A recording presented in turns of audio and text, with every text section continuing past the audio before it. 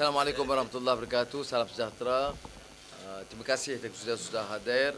Minta maaf kerana menunggu kerana kita pun masih lagi mengikuti perkembangan dan meneliti keputusan berdasarkan kawasan pilihan raya dan jentera parti dan juga SPR.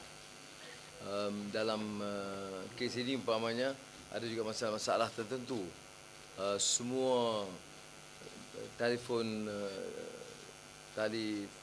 di pejabat pusat keadilan itu terputus dengan sendirinya. Jadi terpaksa dipindahkan seluruh operasi malam ini. Jadi ini juga mempersulitkan kita mendapatkan maklumat direct dari kawasan dan Dewan Undangan Negeri dan Parlimen. Kita bercadang untuk memberikan sedikit gambaran tentang apa yang berlaku hari ini, konsisten dengan teguran yang dibuat oleh pimpinan Pakatan Rakyat yang disuarakan oleh PAS, TAP dan Keadilan sebelum ini tentang apa yang kita anggap kecurangan dalam pelaksanaan pilihan raya. Now we'll begin by a short presentation to indicate cases of either fraudulent process or irregularities in the elections, in the conduct of the elections, either prior to the elections today, which is a major issue because the results from postal voters and the early voters are certainly not consistent with the general trend of voting pattern. You find in some constituencies 12%, 15% of the so-called army or police personnel or early voters who actually support the Pakatan Rakyat. And we have said this much earlier. Specific evidence of names of foreign nationals voting as military personnel. We have given evidence of irregularity, including the so-called indelible ink, which until today they have denied. For all intents and purposes, indelible ink did not work. The reason why we decided to adduce this sort of evidence because the Election Commission all these years in the last few weeks has been just very dismissive. We talked to them about indelible ink. They say no. You see, it's not the case. And now you find thousands of people. I was in my constituency and I've seen people. I mean, you've seen photographs of Karpas saying and the rest, cleaning it in a matter of hours.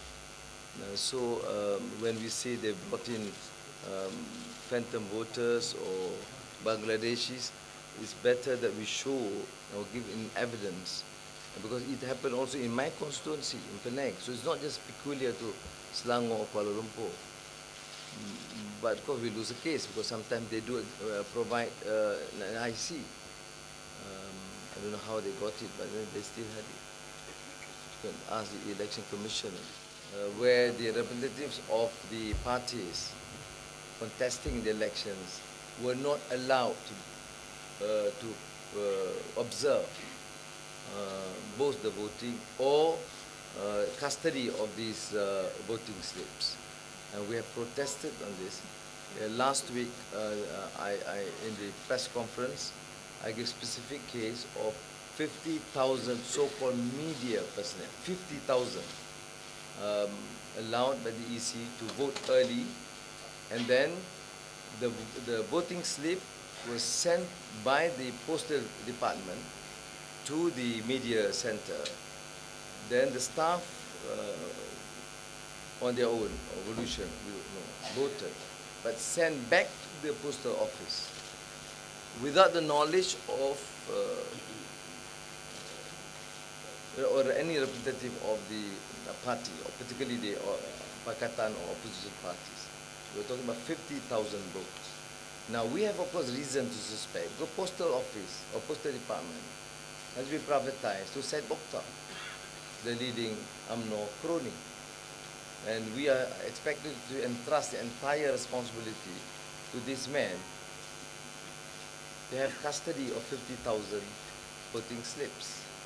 Only then adduced to the SPR or the Election Commission and then brought in. So you wouldn't be surprised that on the average, where seats where we lost by 500, 1,000, 2,000 votes, with this exercise, they were used at the right time to be counted. And in cases, there are cases where 12% or 15% support the opposition. 80 to 90% automatically are the votes already in possession with the Barisan Nasional. Now, postal voters constitute about 200,000. And then early voters, postal vote? 230,000. Okay. So you're talking about postal, early voters, and media. So it comes about close to 500,000, I suppose. And that's a foregone conclusion. So in this 500,000, maximum we can get is about 20% of the votes. So that's why we use this sort of evidence. This is Kuantan, where it was decided by the Election Commission and told to the representatives of Pakatan Rakyat and also to the special panel established by Parliament that they would ensure at every stage there will be representatives, including voting is done at the premise of the armed forces personnel. I mean, for in the case of armed forces personnel or police voting, representatives or parties would be allowed to be present. Now, this many cases did not happen. And during the few days that they held in custody, they just wanted us to give full trust to the police. And then to then produce these voting slips during the counting at 5 o'clock today. So you have a case in Kuantan. The OCPD didn't allow her to observe or send observers. But this is a 5-day period, 30th to the 5th of May, in safe custody of the police, right?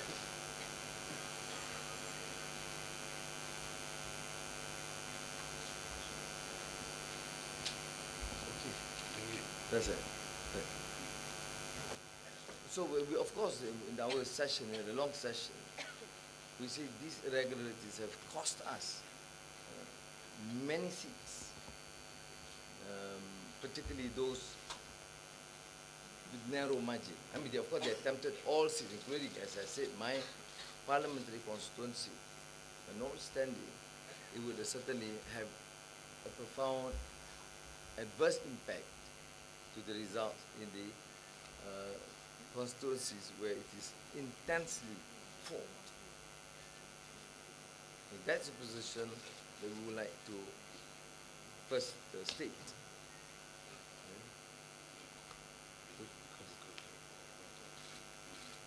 So we open up for questions now, yes. No, we are still monitoring the elections. The results have not come out. There's certain seats or constituencies is still being challenged. And you see the men and the media reports is also clearly biased.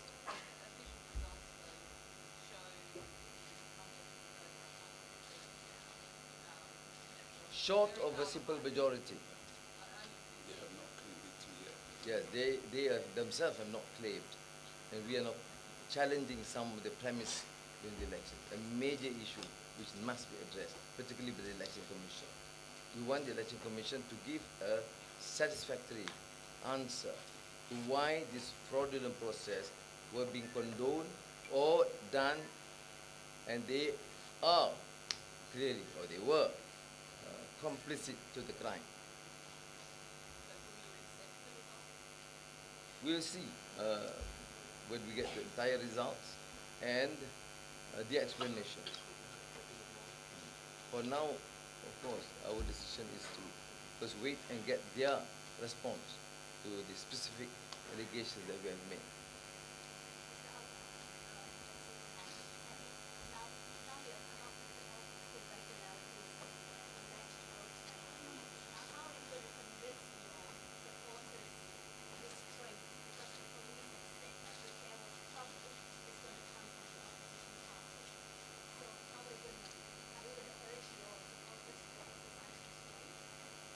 We have appealed to our supporters to maintain calm, ensure there's peace, and voice the protest, but clearly, very loudly. They should not be seen, deemed to be weak, and condone these excesses, this crime of stealing the elections in this manner. But we have said that they should not do anything that would cause instability. So we let the leaders decide and work on this. So I think they have the right to know what happened. And just to qualify, we have been consistently complaining about this. The fact that we adduce the names of foreigners, at that time Bangladeshis, Pakistanis, Indonesians, and Filipinos in the electoral list under nationality, these four countries' nationality, and yet serve as military and police personnel.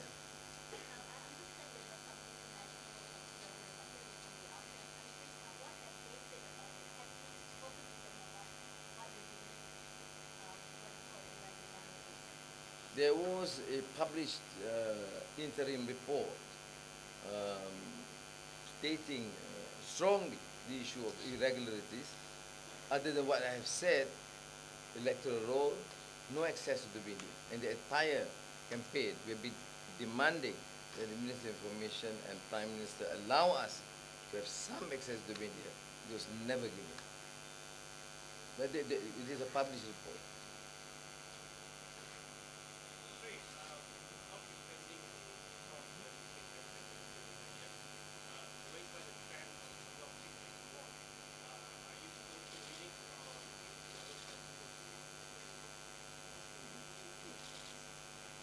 No, we're still not there yet. Neither is BN. So we're just looking at the results and in some of the constituencies challenging the process. So let's give some time. Yeah. There you see, in the seats that we have won, even like Lembah Pantai, we knew 3 hours earlier. The Election Commission deliberately delayed announcing all seats won by the opposition, so that they will say 46 BN, 6 opposition. And this is so deliberate and pathetic that you realize that at this hour they have just reduced. They've just announced from Matampau about half an hour ago.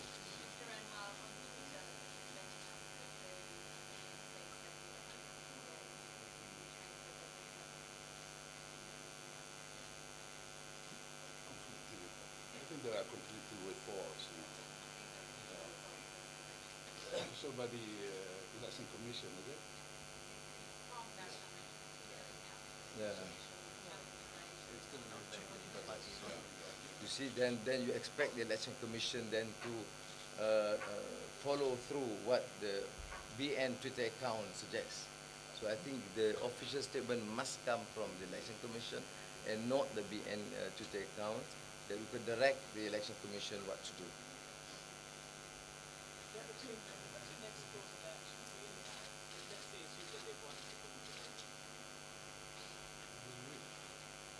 wait for the official announcement of the result first.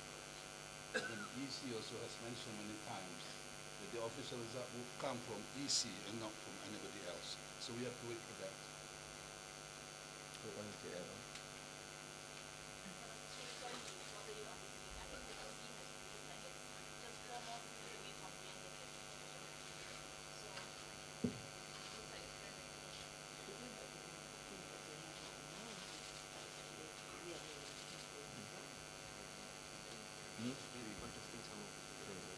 First, they say, of course, 4 more seats.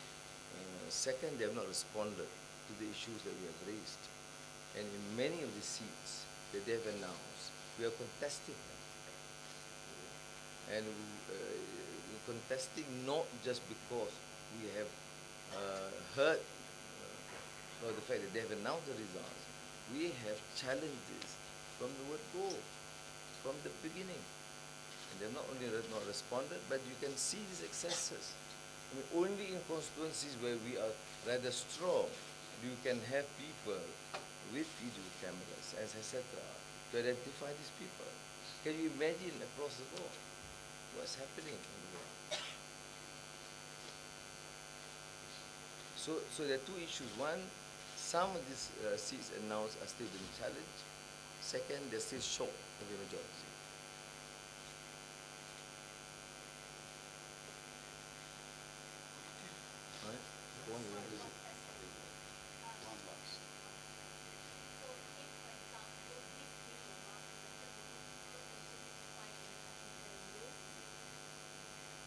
No, my personal decision, I mean.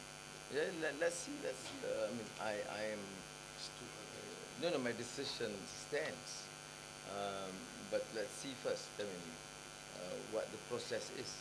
And I don't think it is fair to expect me to form a conclusion or make a decision based primarily on an election that we consider rather fraudulent, and the fact that the Election Commission has failed in its task and clearly ignored either the sentiments and the aspirations of the people or the rules that they themselves have made and are supposed to abide. Okay?